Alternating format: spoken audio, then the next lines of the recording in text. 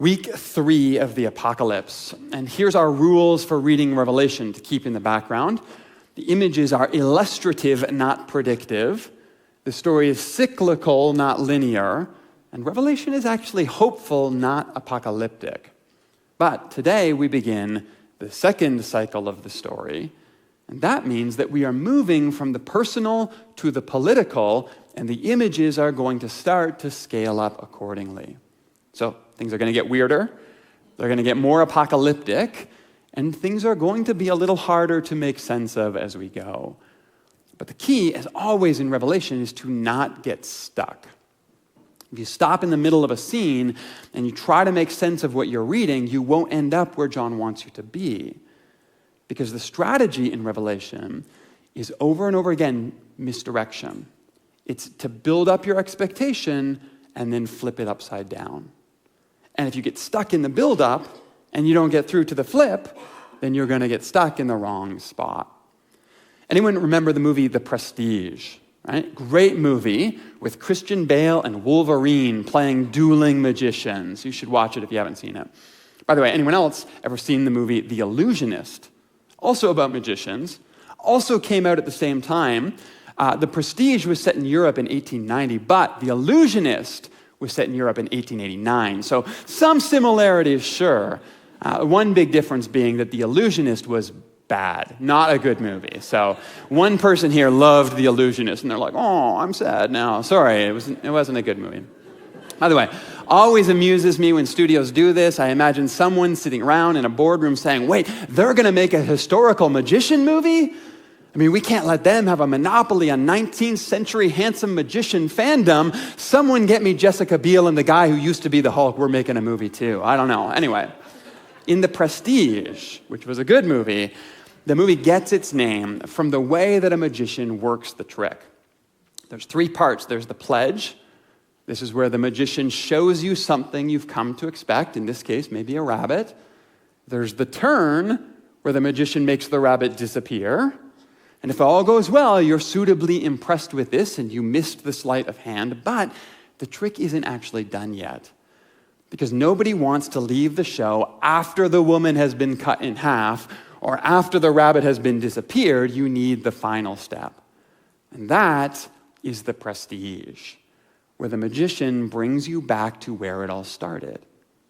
The trick isn't just disappearing the rabbit. The trick is reassuring us that the rabbit is okay. And John is not a magician. That's not my point. But he is doing something very similar over and over again in Revelation, where he will start a scene full of tension and despair and fear and anxiety, and he will proceed to very intentionally ratchet that up and bring out all of those things that we are feeling in our own lives. But at the very last moment, over and over again, he will remind us the rabbit is actually okay. God is actually in control, and Jesus has already saved the world. That's the rhythm of Revelation. The build-up, and then the upside down. And so with that in mind, let's start in chapter 4, and let's look today for the pledge, the turn, and the prestige. At once I was in the Spirit. And by the way, that's our clue. We're starting over again. John says the same thing in chapter 1. He says it now here again. This is a new vision, a second telling of the Jesus story. At once I was in the Spirit, and there before me was a throne in heaven with someone sitting on it. And the one who sat there had the appearance of jasper and ruby. A rainbow that shone like an emerald encircled the throne. Surrounding the throne were 24 other thrones, and seated on them were 24 elders. They were dressed in white and had crowns of gold on their heads.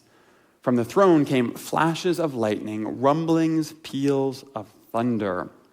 Revelation 4, 2-5. Now, if you step back from your assumptions here just for a moment, you can admit this is a strange start. John says, I had a vision, I was in heaven, there was a throne there, and someone was sitting on it. I mean, that's got to be intentional, right? Someone? Who else would this be on the throne of heaven but God? And yet here we get someone. In fact, the word someone isn't even technically here in Greek. It's actually the verb to sit framed as an anarthrous subject. I know, sounds fancy, but the idea here is that John has used the most indistinct way possible of describing whatever it is that is on the throne. Is it a man? Is it a woman? Is it a spirit or a dog? Is it a plurality of beings, a crowd sitting on the throne? We don't know. This is like saying something is there, but I am not going to give you any hints about what it is at all, at least not yet.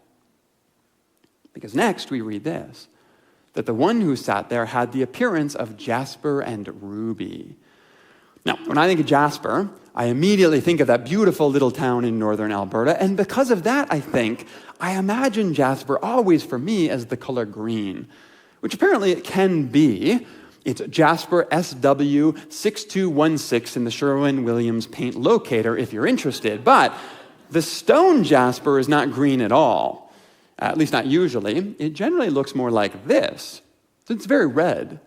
Very much like a ruby, which we're likely more familiar with, which also looks like this. So here's our first clue about this someone on the throne. They are red. Weird, but hold on to that, because it may not mean much yet, but spoiler, I think it might.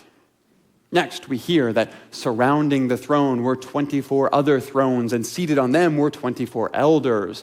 They were dressed in white and had crowns of gold on their heads. Well, there have been lots of attempts by lots of scholars to figure out exactly who these 24 elders are. Later in Revelation, John will use a motif to describe the city of heaven that represents the 12 disciples along with the 12 tribes of Israel. So that's an interesting connection. There's also a reference to 24 groups of priests that lead worship in 1 Chronicles back in the Hebrew scriptures, and some have made that connection as well.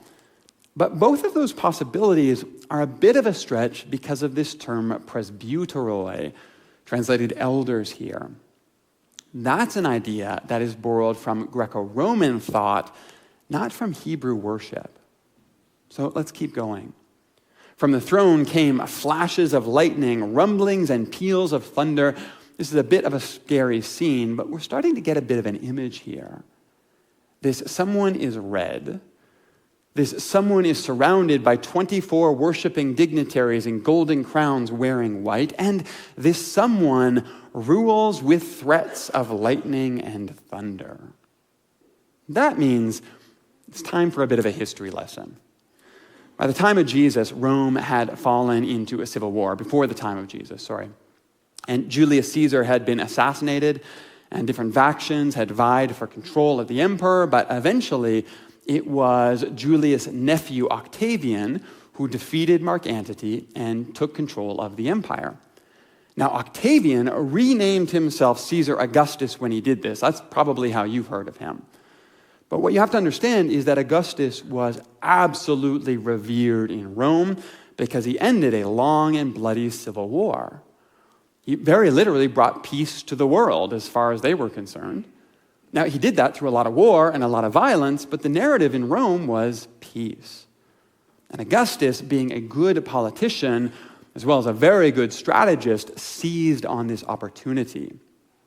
He claimed Julius Caesar as his rightful father, even though technically it was his great uncle. Then he had Julius declared a god in the Roman pantheon. The idea being that Julius Caesar had accomplished his divine purpose on earth and then ascended to take his rightful place among the gods. He then took for himself the official title Divi Filius, or Son of the Divine. And this was the start of what we call the Roman Imperial cult. When the emperor dies, he becomes a god, and the new emperor becomes the son of that god, the representative of that god here on earth. A little grandiose, but well and good as far as theocratic dictatorships go, I suppose. However, it does not take long before even this is not enough for the emperors. By the late 1st century, after Titus, who, by the way, refused to take the title emperor, after he dies, his brother Domitian takes the throne. And Domitian is nothing like Titus. He wanted to return power to the Senate. He's nothing like Augustus, who wanted to use religion politically. Domitian is actually all ego. So he does not like being called the son of a god. He rejects the title Divi Filius, and he takes a new title for himself, Dominus et Deus, or literally Lord and God. He strips the Senate of any real power. He starts a new games to replace the Olympics called the Capitoline Games in honor of the head of the Roman pantheon, Jupiter. Think Zeus, if you're more familiar with that title. But at these games, he is flanked by the high priest of Jupiter on his left and the high priest of the imperial cult on his right, making it clear that he is not any living old god in the world. He is a god on the level of Jupiter. He even has coins minted across the Roman Empire that show Jupiter's lightning bolts above his throne. He doubles the number of lictores the emperor has. These were essentially sort of a bodyguard/servant whose lives were completely dedicated to the emperor. But before Domitian, all emperors always had 12. He has 24. He even has a song written for himself that was sung at the Capitoline Games, and everyone in attendance had to wear white, and they were required to sing these lyrics. I won't sing them for you, but I will quote them for you here. Hail, victory, Lord of the earth. Invincible power, glory, honor, peace, security, holy, blessed, great, unequaled. Though alone thou art worthy, worthy is he to inherit the kingdom. Come, come, do not delay, come again, Domitian. I mean, it's not very catchy, but this is the emperor on the throne. Well, most scholars, including myself, think John is writing Revelation. Okay, so what about that appearance of jasper and ruby? You said we'd come back to that. Well, the Romans had a practice called terabolium. And if you've ever seen the HBO show Rome, you've seen a pretty graphic depiction of this.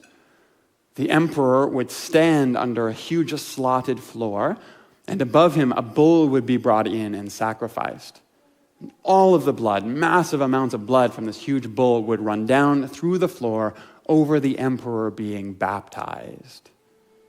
Now, we don't have official records of Domitian practicing terabolium, but we do know that Christians at the time knew about it and wrote about it. And so to even assume that Domitian probably would have at least been part of this is reasonable. So here's part one, the pledge. Someone is sitting on the throne of heaven, and that someone looks a lot like Domitian. For a faithful Christian living in the late first century, this is not a good start. And it's only about to get worse. Because next is part two, the pledge. And this is where things get really weird in a couple ways. We read about 4 living creatures covered with eyes, front and back. They've got wings and weird faces. One looks like a lion, another like an ox, a third an eagle, and finally a man, and they all worship this someone on the throne. Now, what's not weird about this is all these weird creatures. These are actually a meme drawn from Hebrew literature. So you see very similar creatures in the book of Ezekiel, and you find almost the exact same creatures in a text called the Apocalypse of Abraham that came out around the time of Revelation. In other words, this is a conventional image. And the 4 creatures represent a wild animal, a domesticated animal, the birds of the air and the fish of the sea, that's together represented in the eagle, and then, of course, finally, humanity. And what the image represents is all of creation together worshiping rightly. That's why they're all covered in eyes. I know it sounds weird. You're not supposed to picture these creatures literally covered in eyes. Those eyes represent wisdom to see the world clearly. It's a very common idea in ancient Near East literature. Except, if this is a conventional image drawn from Hebrew worship, why are they venerating this one that looks so much like Domitian? Why are images of the Roman Imperial cult being mixed together with images drawn from Hebrew worship? Is this vision telling us that Domitian wins? Or maybe even worse, that God is like Domitian? And if that's what we're worried about, then we are exactly where John wants us to be for the final act. Then I saw in the right hand of him who sat on the throne a scroll with writing on both sides and sealed with 7 seals. The image of a ruler holding a scroll was an incredibly important one in Rome. It was about the emperor's right to dictate history. And Domitian actually had the largest statue of any emperor ever uncovered, commissioned for himself. It was placed at the waterfront in Ephesus, same city Scott talked to us about last week. And we even have parts of that statue today in a museum in Turkey. Now, it would have been over 27 feet tall when it was finally constructed. It was a massive image of Domitian that towered over the city. But we have the head and one arm. But you can see that it was meant to be holding something in that hand that has since been lost to time. However, if we skip over to Rome and the Vatican Museum, we can find another statue of Domitian that probably gives us a pretty good idea of what this enormous statue in Ephesus was meant to be holding. Because Domitian also liked to have himself depicted holding the world in one hand and a scroll in the other. It is Domitian who holds history together. That's what he's telling us with these statues.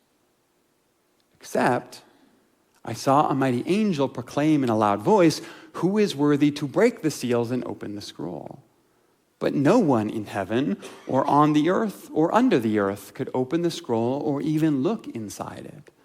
And I wept because no one was found who was worthy to open the scroll or look inside. And so this is an interesting conundrum here. The one on the throne who looks like Domitian apparently can't find anyone to open the scroll for him. Then one of the elders said to me, "Do not weep. See, the Lion of the tribe of Judah, the Root of David, has triumphed. He is able to open the scroll and its 7 seals." So here's our big moment. John hears about a warrior lion, a leader in the model of David, who is about to overcome and save the day. Except, we already know this is our prestige. The moment where we are about to be brought all the way back to the beginning. And so we read, "But then I turned and I saw a lamb, looking as if it had been slain, standing at the center of the throne. And he went and he took the scroll because he was worthy. And then the 24 elders and the 4 living creatures all sang out in praise to him, 'You are worthy to take the scroll and open its seals. Worthy is the Lamb who was slain to receive power and wealth and wisdom and strength and honor and glory and praise forever.'" See, the whole point here is that God does not look like Domitian at all. God never has. And Jesus is not the Lion of the tribe of Judah, the military leader we expected. He never was. All of that has always been misdirection and our misplaced expectation. It's about our desire for God to look and to act like an emperor.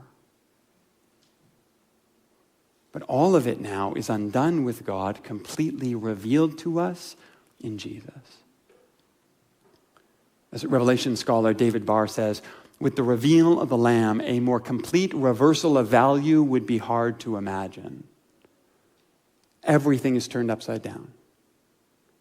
All of our assumptions about who God is, all of our expectations about how God works, all of our hopes about what Jesus might do once Jesus is in control of the world.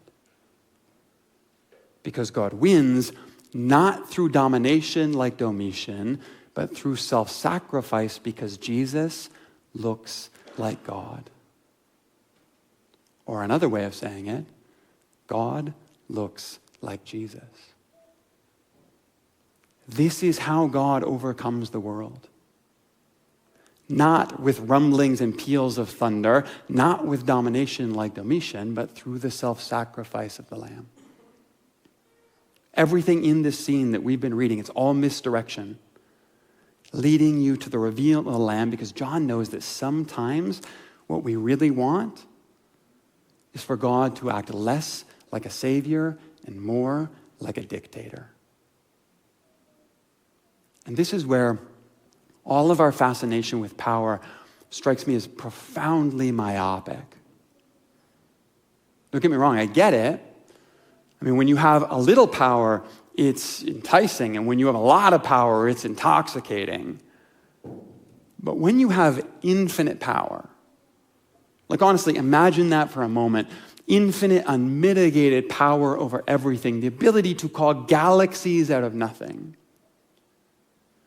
In that instance, why would any concept of control or power or sovereignty mean one iota to you at all? See, we think God loves power because we love power, and I don't think God gives a rip. Once something is infinite, the only thing that can possibly mean anything is to give it away. And once you realize that, you realize that the only action and all power for God has left in the universe is to become weak. Which is precisely what Jesus demonstrates for us on the cross. It's precisely what the Lamb that was slain is revealing to us. See, John's concern here is not Domitian. Domitian's not even a player as far as he's concerned. The concern is not Rome. It's not persecution. It's not fighting for our rights. It's not converting people to our cause. None of that matters to him. John's concern here is the way that empire steals our imagination of what is good from us. And it makes us believe that empire is the only way forward. That empire is the only way to win. That if one empire is bad, then the only way to fix it is for a bigger, badder, meaner, stronger, more righteous empire to come along and crush it the same way that the bad one crushed us. But that is to have already lost your soul to the apocalypse. It is to have abandoned the way of the self-giving God. And so as John will do over and over again in this text, he will show us what we think we want so he can show us how that is broken, so he can show us an alternative that we call the Christ. Because this is what it means to enter into the upside-down kingdom of God. It is to let go of our fantasies of domination and instead to choose the only way that the world can ever be overcome, which is self-giving love.